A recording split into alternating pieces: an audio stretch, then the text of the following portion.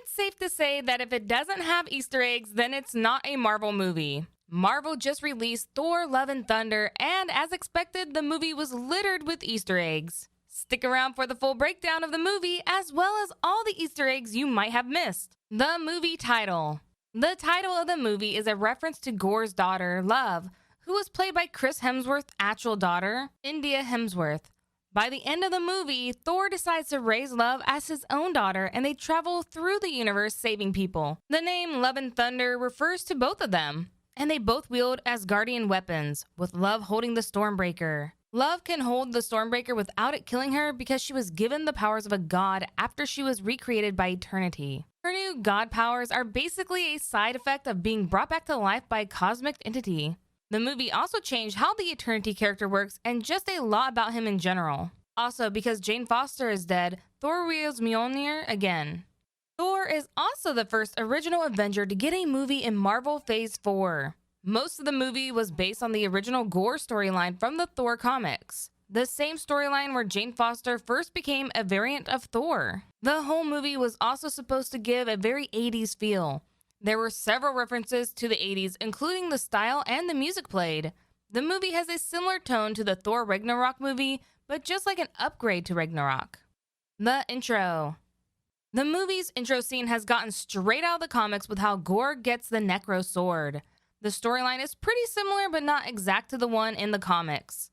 In the comics, Gorr loses his entire family, and then he finds out that the gods of his people didn't help when they needed it. Because of this, he decides to seek revenge on all the gods in the universe. He finds the Necro Sword with two aliens locked in an eternal battle, and he takes it and uses it to wreak havoc. The sword belonged to the black alien while the other alien was gold. The aliens died together and remain locked in battle even in death. When Gorr takes the sword, it forms his own suit, and then he uses it to kill his people's gods, and then goes off to kill all the gods in the universe.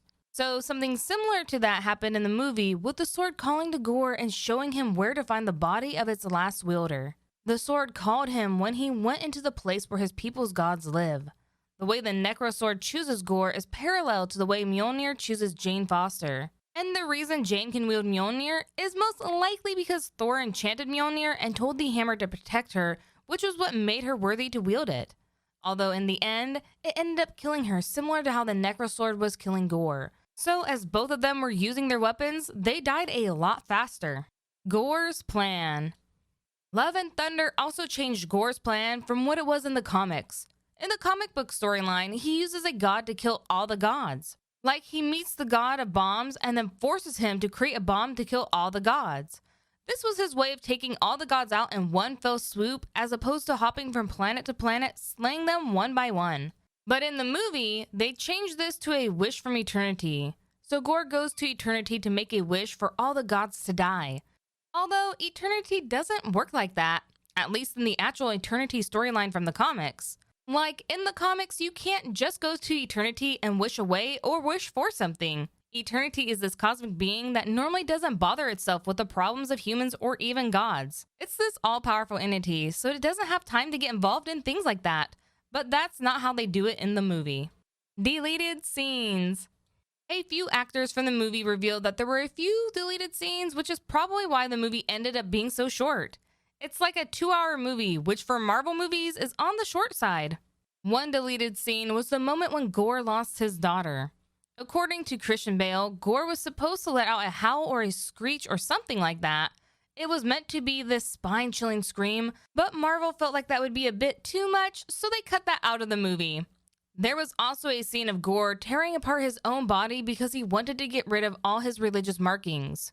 You see that later in the movie when Gorr has a bunch of scars on his face, head, and body. Those were the parts where he tore his skin off to get rid of the markings, but they don't show him doing that in the movie. Natalie Portman also let it slip that there were deleted scenes.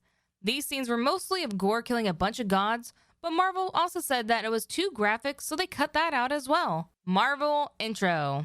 The movie also came with a new Marvel intro like they do every time they drop a new movie. So every time they drop a new movie, Marvel updates the intro by adding new scenes from the previous new movies and series. This Marvel intro is the same one they've been showing with the Miss Marvel series. It has scenes from the Moon Knight series along with a few from the new Doctor Strange movie as well. The intro also has a new metal version of the regular Marvel intro just to follow the whole 80s vibe of the movie. Blue aliens.